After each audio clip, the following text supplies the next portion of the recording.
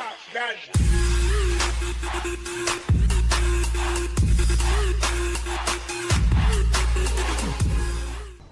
guys, thanks for tuning in. I apologize for the hiatus. It's been about a month since I posted anything.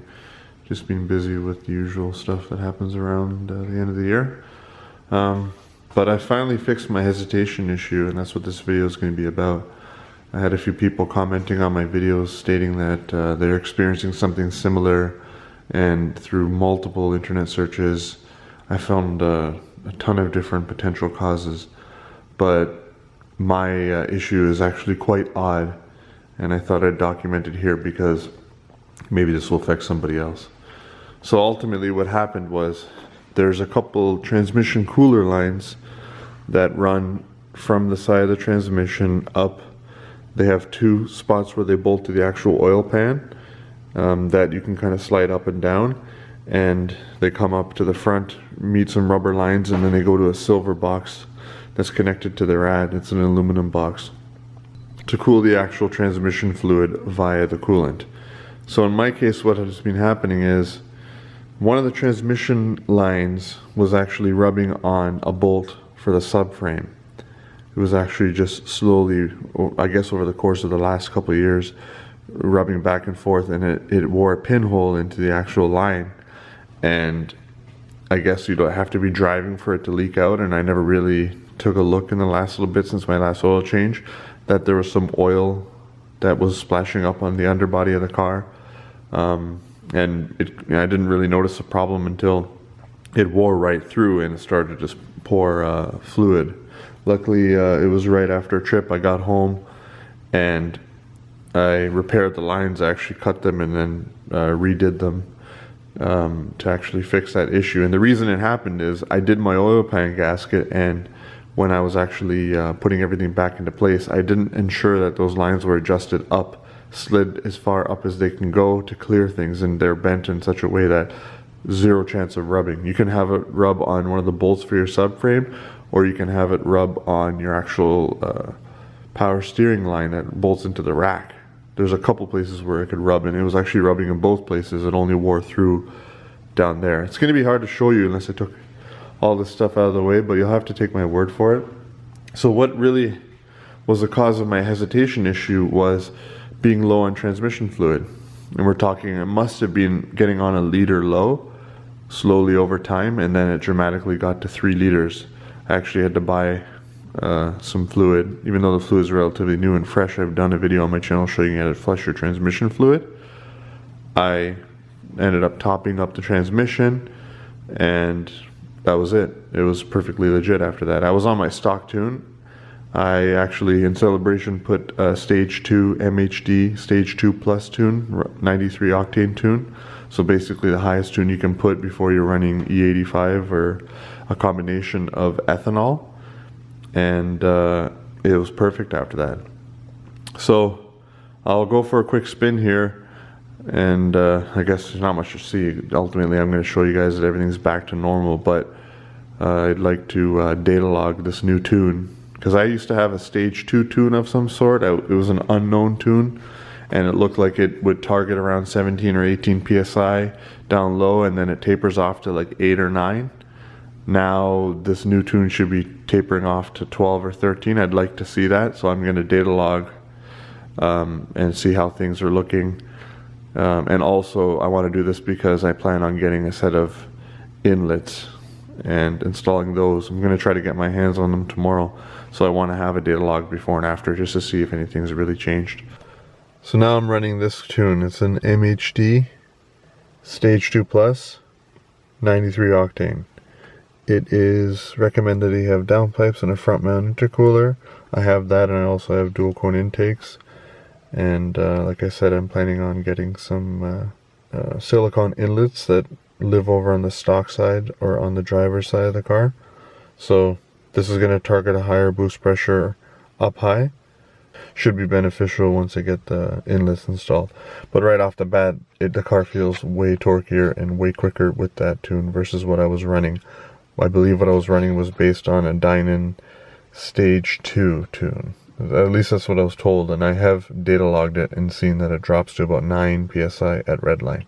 So now I want to dialogue with this tune just to see if it drops all the way to 9 or what the difference is with the stock inlets. And then I'm going to do a follow-up video after I've installed the inlets, and of course I'll do an installation video for the inlets so we can see what type of difference it made, if any. So just to give you an idea, just partial throttling it when you have it in sport mode with MHD Stage 2 Plus is just so much more aggressive. Just going to give it a little bit of throttle. You can just hear the blow-offs. That was just literally 20% throttle. So I'm going to drop to second gear at around 2,500 RPM.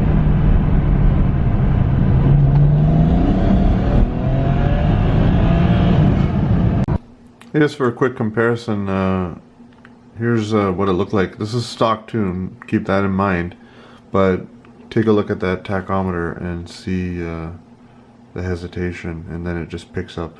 Drop it in second gear. So I'm going to drop the RPMs down, and then you'll see it doesn't really start to go. Go from about 2,500. Right there, then it picks up. I actually filled up the transmission fluid and then drove it on the stock tune again, and it was all normal before I went and put my MHD tune on. So just keep that in mind. That's what it looks like, and you saw the clip right before this for comparison. I did a bunch of things like refresh my vacuum lines, and just went over a whole bunch of little things that are all documented on YouTube and wouldn't have offered a whole lot of value to put up as another video. But my vacuum lines were like completely shot, and as you can see, the mileage on this car is like 180,000, so definitely we're overdue. But this was super tricky trying to figure out, because it's just not something that comes to mind if you're a little low on fluid. When drivability was completely normal, only if you're on it at like more than 50% throttle, and I don't know, and once you get at high RPMs, I guess the pump can build up enough pressure. I didn't feel any slipping. I just felt like maybe the torque converter, I guess in retrospect, it seemed like the torque converter was empty a little bit, and it wasn't fully latching, so you're getting inconsistent power, and you'd have to be high up in the RPMs to actually kind of get around that issue.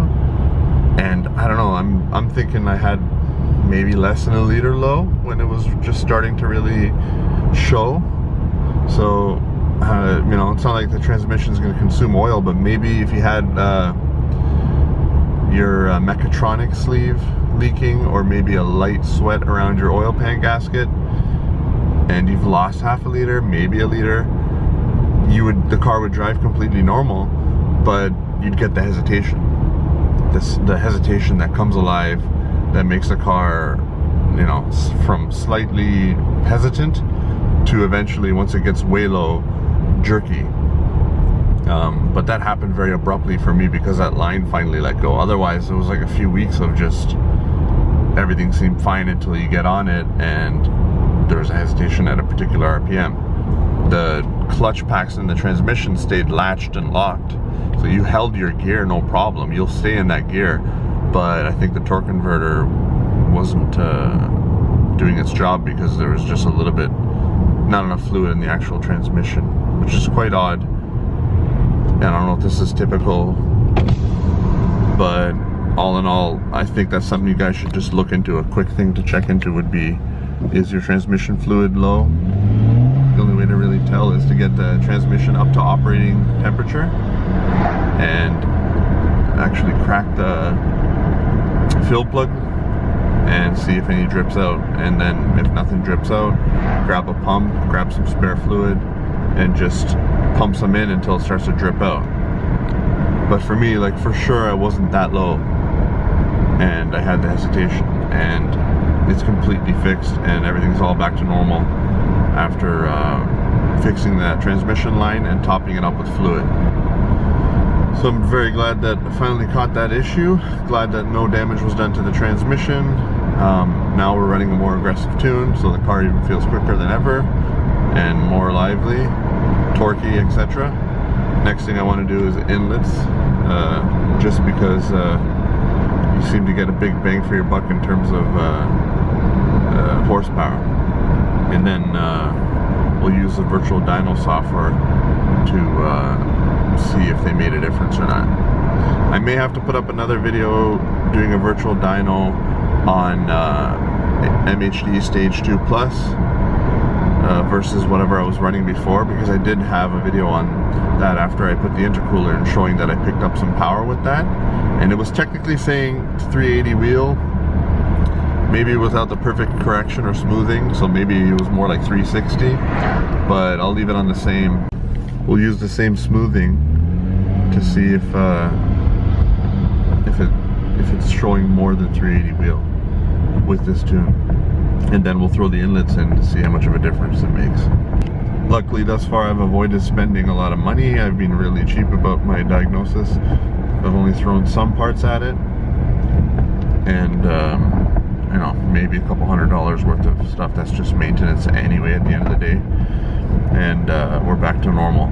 So if you guys are having a hesitation issue, the best way I could describe it is a hesitation between, let's say, 2000 RPM, more than like 30% throttle, up to 4500 RPM or around 4000 RPM, and it'll start off just partial throttle, and then it will become a full throttle issue eventually, and it'll get really bad if you let it get too low. But the chances of you letting it get that low are super low, unless you get a catastrophic leak somewhere.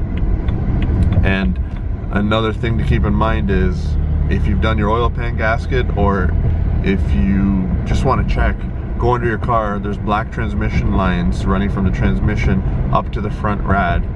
They are supposed to be bent and tucked out of the way and not contacting the front power steering line that bolts into the rack, and also not contacting the subframe bolt. So now let's go back to the computer and load those pulls I just did in and see what kind of boost pressure we're targeting up high. Alright, so we're back on my computer. This was back in March when I first installed my intercooler. Here's my boost. Peaked up to 18.8 and then just tapered off all the way to 7.5-ish near red line. And that's just when you let off the throttle, when the throttle closes. But so basically here, drops down to 7.5 psi. This is whatever tune I had on there, but it peaks up pretty good, up, and feels torquey down low. This is the tune just before the intercooler. And same, mid sevens for PSI at redline. Now let's go look here. Okay, so the peak boost is 17 and change, but it holds level pretty good. At 6300 or 6400 RPM, we still have 12 PSI, and it goes down to 10.5. So that's a good 3 PSI more, and you can feel that. You need the intercooler to help with that, but it was a nice cool night today, and just overall, just right here is where you really get a shove, I would say. So 16 PSI at 5000 RPM, and even at like 5400 RPM, you're still at 15.4. Let's go check the previous log.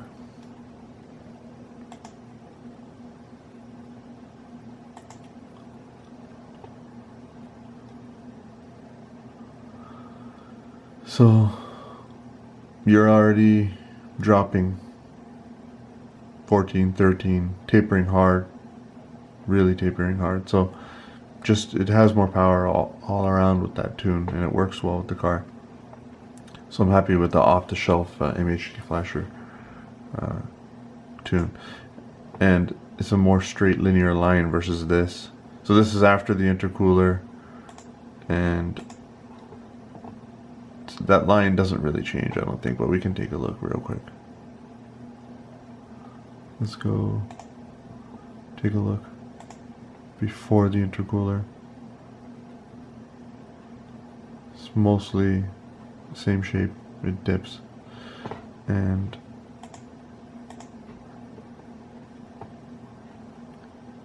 here's now.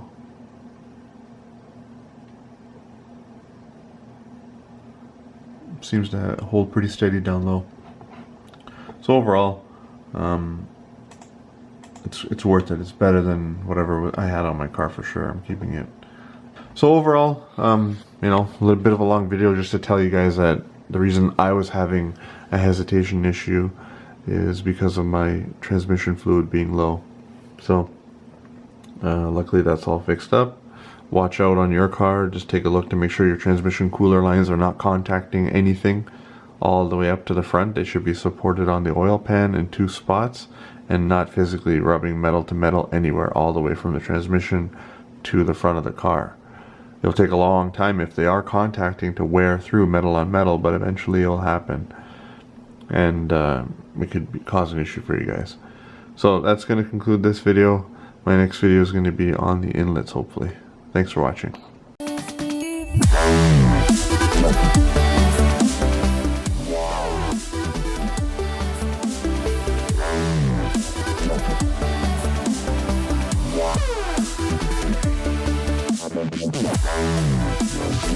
Yeah.